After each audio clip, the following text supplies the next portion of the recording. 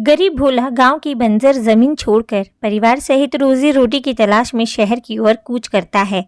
पत्नी शीला और 3 मासूम बच्चों के साथ वो मुंबई जैसे बड़े शहर में चला आता है, जहां उसे अपने सपनों को साकार करना है।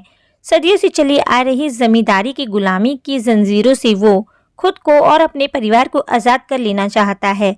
मुंबई जैसे महानगर के बारे में उसने बहुत कुछ सुन रखा है, अच्छा भी और बुरा भी, लेकिन उसे ये अपने भगवान और अपने भाग्य पर भरोसा है, जिसके सहारे वो गांव छोड़कर शहर चला आया।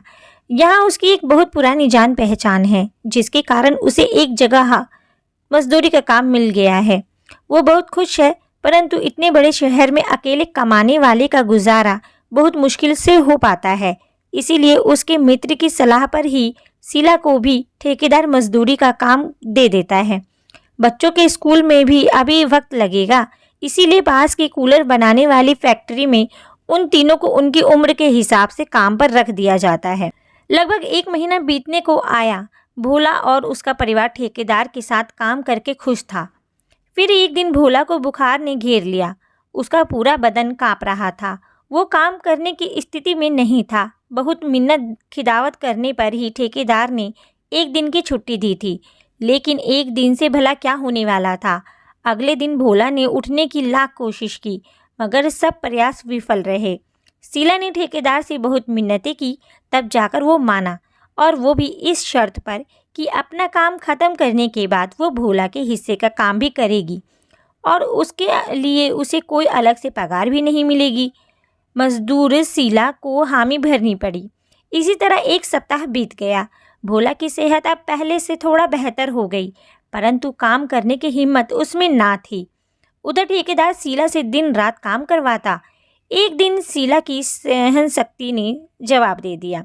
उसने ठेकेदार से अपना हिसाब करने के लिए कहा और उससे ये भी कहा कि वो अब बिना पगार का कोई काम नहीं करेगी, बल्कि उसके पास काम ही नहीं करेगी। शहर में काम की कोई कमी नहीं है।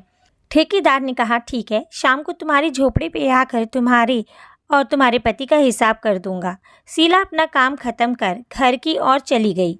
ठेकेदार कुर्सी पर बैठा जाते हुए शीला के यौवन और बल खाती कमर को निहार रहा था।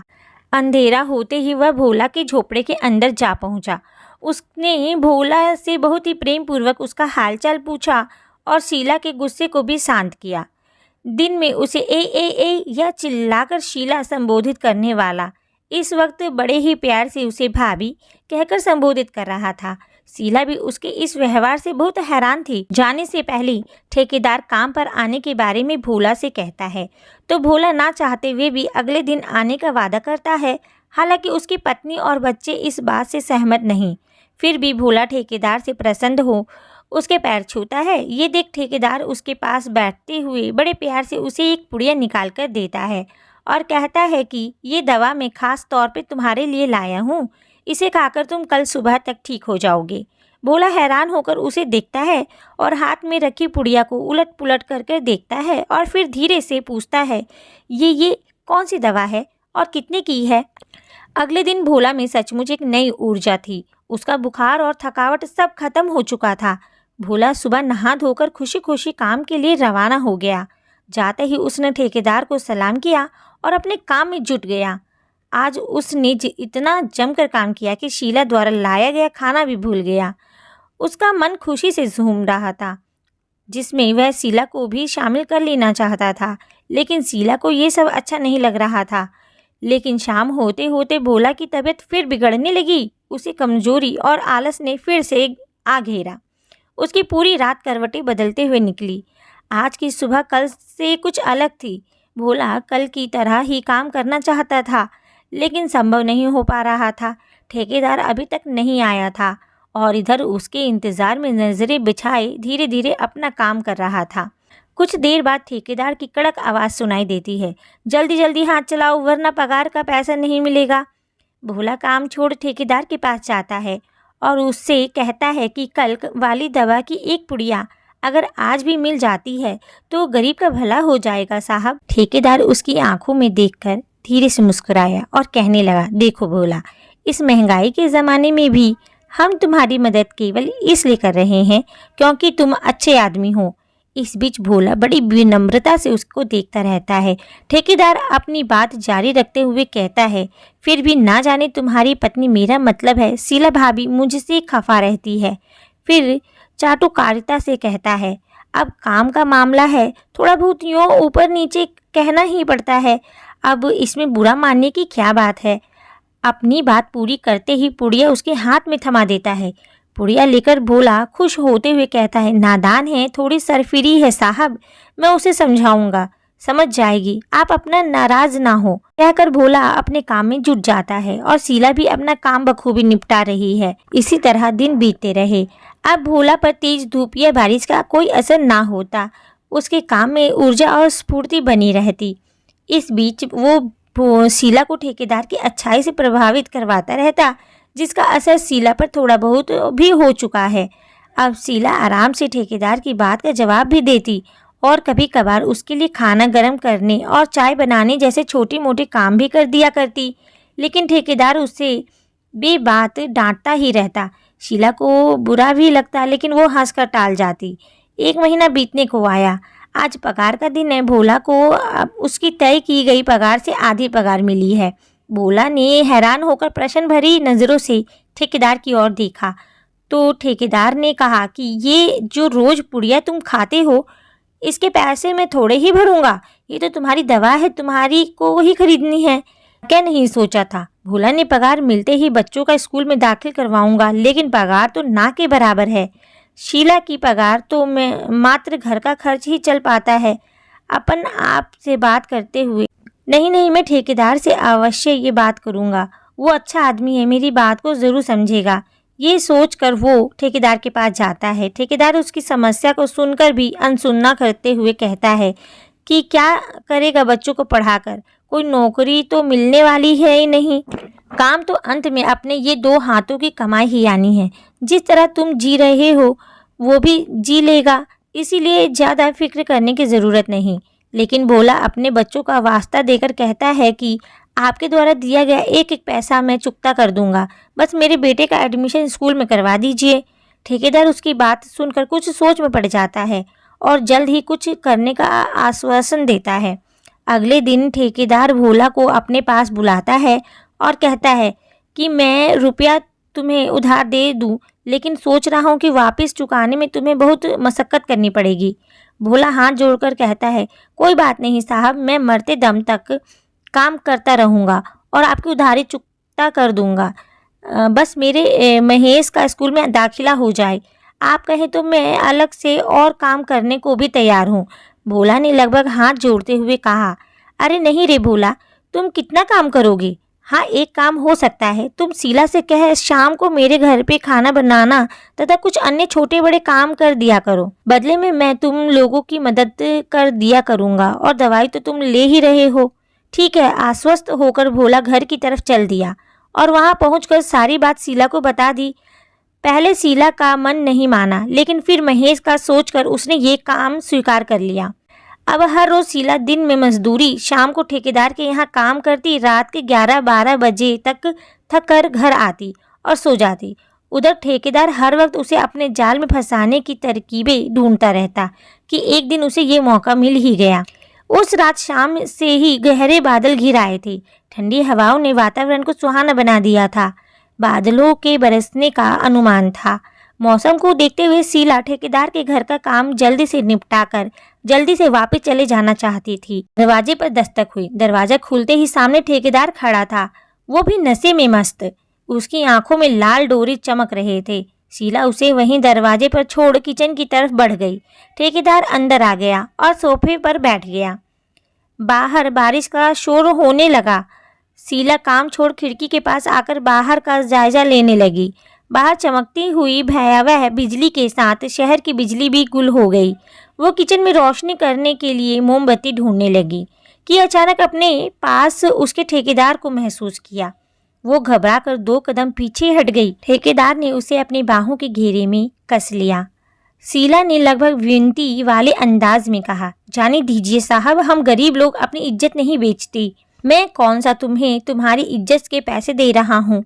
शीला रोने लगी। अरे रे रे, आप रोने लगी? अरे भाई, औरतों का रोना हमें अच्छा नहीं लगता। लो हमने तुम्हें छोड़ दिया, चलिए अब 2 कप चाय बनाइए, एक हमारे लिए और एक अपने लिए। उसके छोड़ देने से शीला ने राहत की सांस ली और उसके लिए चाय बनाने लगी। चाय 2 कप बनाना, ये मत कहना कि आप नहीं पीती। इतनी मूसलाधार बारिश में कौन ऐसा शख्स होगा जिसे चाय अच्छी ना लगे। हाँ, मगर ऐसे में कोई चीयर्स हमदम मिल जाए तो बात ही कुछ और होगी। इतना कहकर वो ड्राइंग रूम में बैठकर चाय का इंतज़ार करने लगा। कुछ देर बाद शीला चाय बनाकर ले आई। अरे, इसके साथ कंटेनर में रखे बिस्किट भी ले आती तो अच्छा होता। शीला चाय वहीं रख कर किचन में बिस्किट लाती है। ठेकेदार की चाय टेबल पर रख कर वहीं पास में नीचे बैठकर वो कप उठा लेती है जो पहले ही टेबल के एक कोने में उसके लिए रख दिया गया था।